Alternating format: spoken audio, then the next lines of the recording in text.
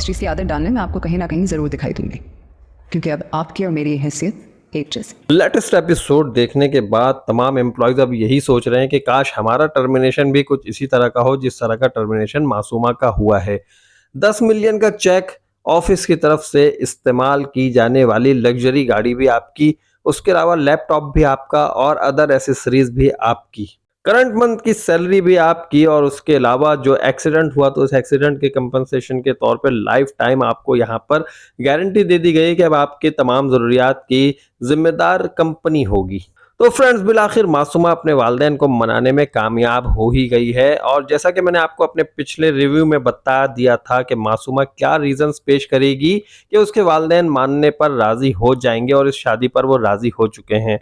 हमने ये भी देखा कि उसके वालिदैन जिस शराइत पर राजी हुए हैं उसमें हमें थोड़ा सा लालच का उनसर भी नजर आया, और कुछ उनके कंसर्न्स भी नजर आए कि वो अपनी बेटी के मुस्तकबिल से किस तरह फिक्रमंद थे कि उन्होंने वो तमाम बातें सारी की सारी जो है वो तौकीर साहब के सामने रख दी।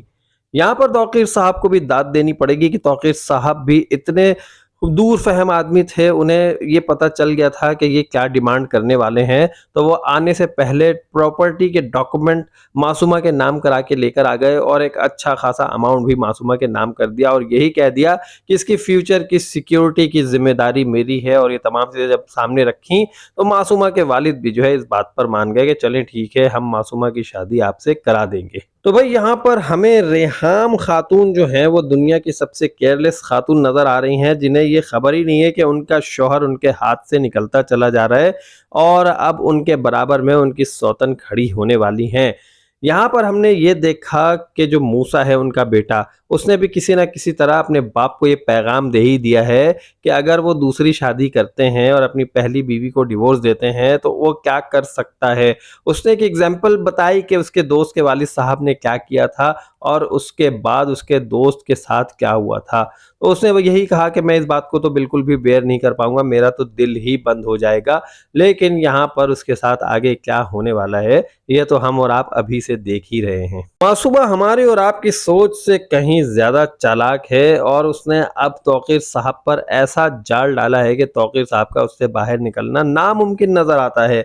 उसने ये कह दिया है कि अब मैं किस तरह से अपनी मोहब्बत के जाल में फंसाऊंगी कि आपको मेरे बगैर अब नींद भी नहीं आया करेगी, और वो अपने इस प्लान पर 100% बिल्कुल ठीक काम कर रही है।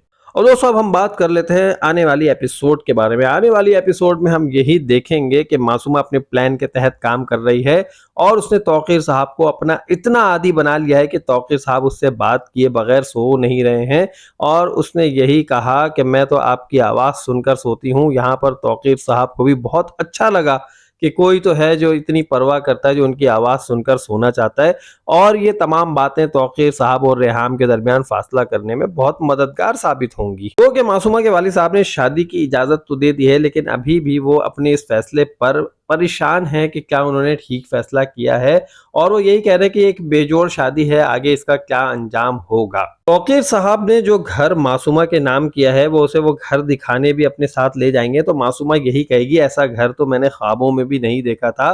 तो तौकीर साहब उसे यही कहेंगे कि भाई तुम खुश रहती हो, खुश नजर आती हो, तो मुझे बहुत अच्छा लगता है। आने वाली एपिसोड में अब हम ये भी देखेंगे कि मासूमा अपनी शादी की शॉपिंग कर रही हैं, और शादी की शॉपिंग भी वहीं से करेंगी जहां से रेहाम अपनी शॉपिंग यूजुअली किया करती हैं, और वहां पर उन दोनों का आमना सामना होगा। तो फौरन से रेहाम यही कहेंगी, लगता है तुमने बहुत बड़ा हाथ मारा है, सच सच बताओ क्या हुआ है। तो यहाँ पर मासूमा यही कहेगी कि आप मुझे अंडर एस्टिमेट करने की कोशिश ना करें, और आप जो है मुझे इस तरह ना कहें, क्योंकि अब मेरी और आपकी हैसियत बराबर है, और अब आप इस बात की आदत डाल लीजिए कि मैं आपको कहाँ नजर आऊंगी या कहाँ नजर नहीं आऊंगी, क्योंकि अब ऐसा होगा कि मैं आपको कहीं ना कहीं आपके आसपास नजर आती रहूंगी। और यहाँ पर मासूमा रेहाम खातून को बता देगी कि अब मेरी हैसियत भी वही है जो आपकी हैसियत है, लिहाजा अब यहाँ पर हमें ये देखना पड़ेगा कि रेहाम खातून अपने आप को इस सदमे से कैसे बचा पाएंगी।